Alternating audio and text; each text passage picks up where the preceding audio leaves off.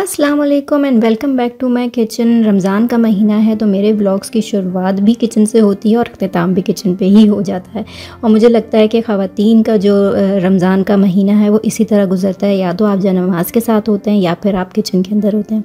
बहरहाल हमारा जो है वो पूरा तकरीबन हाफ़ जो रमज़ान है वो हो चुका है। 15 रोज़े अल्हम्दुलिल्लाह गुजर चुके हैं, अब सिर्फ 15 ही रह गए।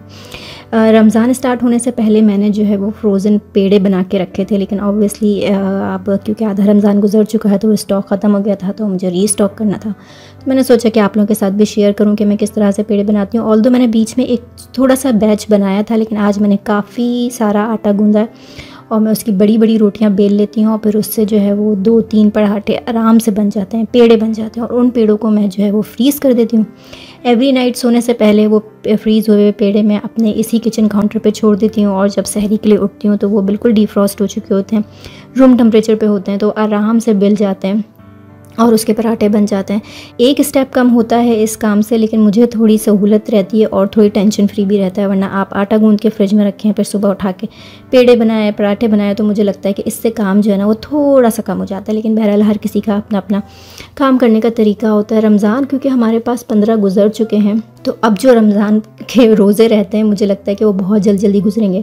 शुरू का जो हाफ़ रमज़ान होता है, 15 रोज़े होते हैं, वो थोड़ा स्लो गुजरते हैं, और थोड़ा पहला हफ्ता तो प्रैक्टिस में और क्या कहते हैं कि फ़्लो में आने में लग जाता है। लेकिन अब जो 15 का मार्क है इस वक्त जो है वो बिल्कुल अच्छी प्रैक्टिस हो चुकी होती है रमज़ान की। लेकिन जो लास्ट का जो डेज़ होते हैं 15, उसमें जो बहुत सारे काम होते हैं। ईद की भी तैयारी करनी होती है। ऑल्दो मैं मुल्क से बाहर रहती हूँ और यहाँ पे कोई ख़ास ईद की तैयारी नहीं होती है।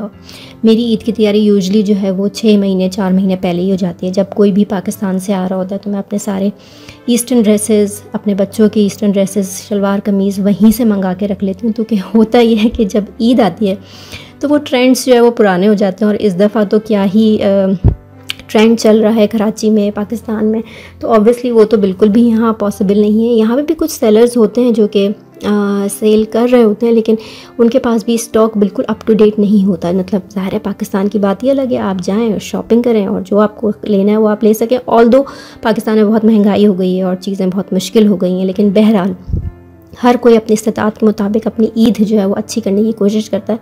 तो ईद का काम होता है, सफाई का काम होता है, और भी बहुत से काम होते हैं।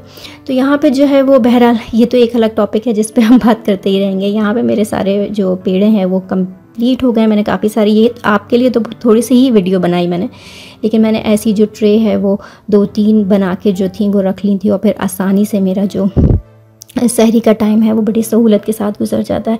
आप भी अगर कोई ऐसी टिप्स फॉलो करते हैं जो कि आपकी ये रमज़ान को आसान बनाती हैं तो प्लीज़ मुझे कमेंट सेक्शन में बताइएगा। मेरे जो पेड़ हैं वो they are ready to go in the freezer.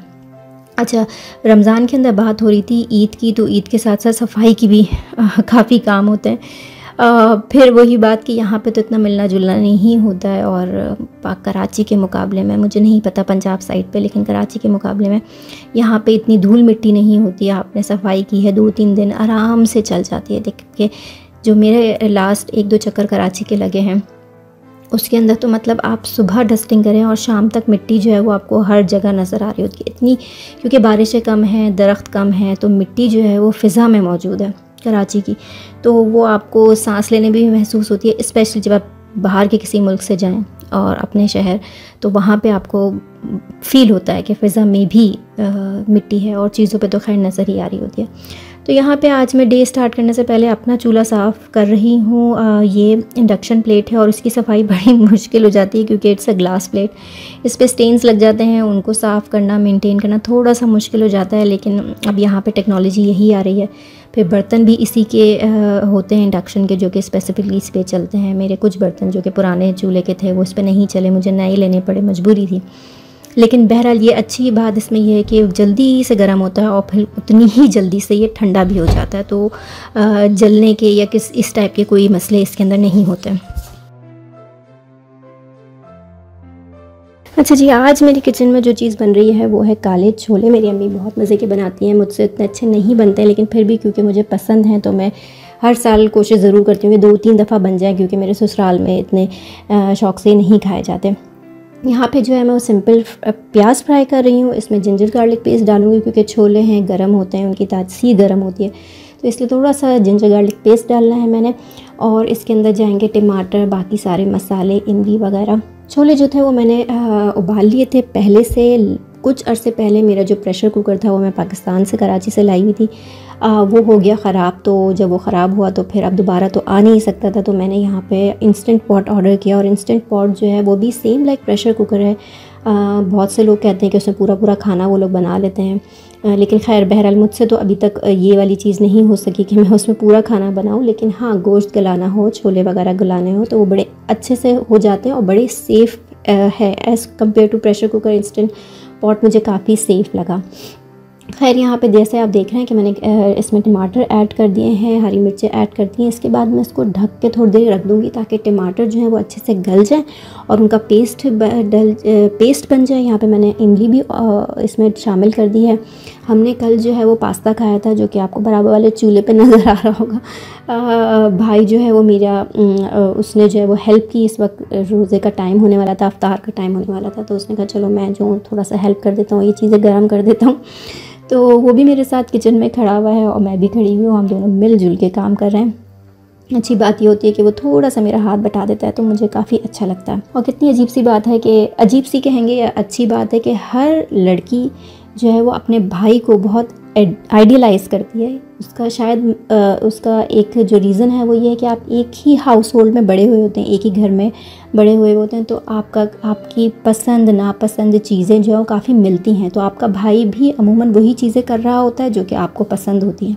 तो जब आपकी शादी होती है तो आप ये सोचते हैं कि आपकी जो भाई की वाइफ होगी वो बड़ी लकी होगी, क्योंकि उसमें वो सारी क्वालिटीज़ हैं जो शायद आप अपने हस्बैंड में देखना चाहते हैं। जबकि ऐसा होता नहीं है, क्योंकि जो लड़की उसकी ज़िंदगी में आएगी वो अपने हाउस होल्ड में जो चीज़ें देखती आ रही है वो उनको आइडियलाइज़ करेगी। तो जब वो आपके भाई के साथ पास आएगी, उसके साथ रहेगी, तो उसकी ज़िंदगी गुजारने का जो तरीका है शायद उसको समझ ना आए, जैसे आपको अपने शौहर की ज़िंदगी गुजारने की कुछ चीज़ें समझ में नहीं आती हैं।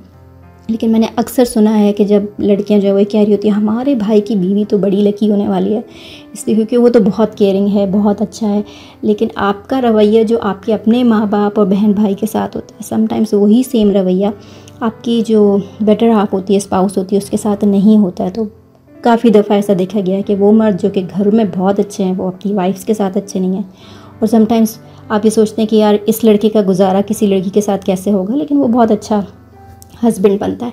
खैर यहाँ पे छोले जो हैं वो मैंने, अब क्योंकि ग्रेवी तैयार हो गई थी तो मैंने इसमें छोले डाल दिए हैं। और ये दोबारा से थोड़ा सा थिक हो जाए तो मैं इसको बंद करके डिश आउट कर दूँगी। आज की जो वीडियो है बहुत रैंडम सी वीडियो है, इसका कोई ख़ास वो नहीं है, लेकिन बहरहाल मेरे पास क्लिप्स थी, मैंने सोचा कि आप लोगों से शेयर करूँ। और इसी बहाने जो है वो थोड़ी मेरी जो थॉट्स हैं, जो मैं जिस तरह से मैं सोचती हूँ वो शेयर करने का मौका मिल जाता है। रियल लाइफ में मैं बिल्कुल टॉकेटिव नहीं हूँ। जो लोग मुझे जानते हैं उनको पता है कि मैं बहुत कम बात करती हूँ, इसलिए उनको हैरानी भी होती है कि तुम ये वीडियोस कैसे बनाती हो और कैसे बात करती हो। लेकिन शायद फ़ेस टू फेस बात करना मेरे लिए मुश्किल है, लेकिन स्क्रीन पे बैठ के अपनी थॉट्स को शेयर करना आसान हो जाता है।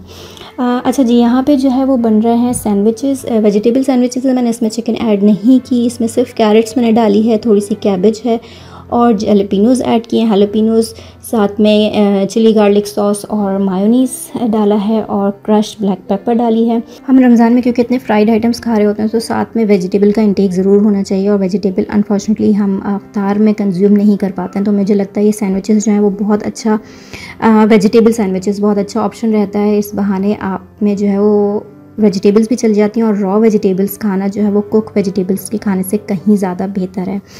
बहरहाल यहाँ पे ये वाला जो रोज़ा था इसमें मैंने ज़्यादा चीज़ें नहीं बनाई थी, छोले बनाए थे, सैंडविचेस बनाए थे, और साथ में जो रेगुलर फ्राइंग के आइटम्स होते हैं वो थे।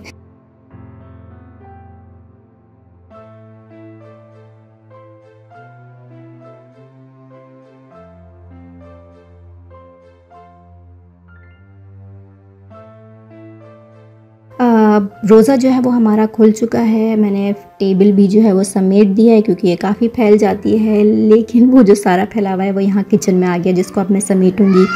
उम्मीद है कि आपको आज की मेरी वीडियो अच्छी लगी होगी। इंशाल्लाह फिर जल्द किसी वीडियो में मिलेंगे। तब तक अपना ख्याल रखिएगा, अपने आसपास के लोगों का ख्याल रखिएगा। अल्लाह हाफिज़।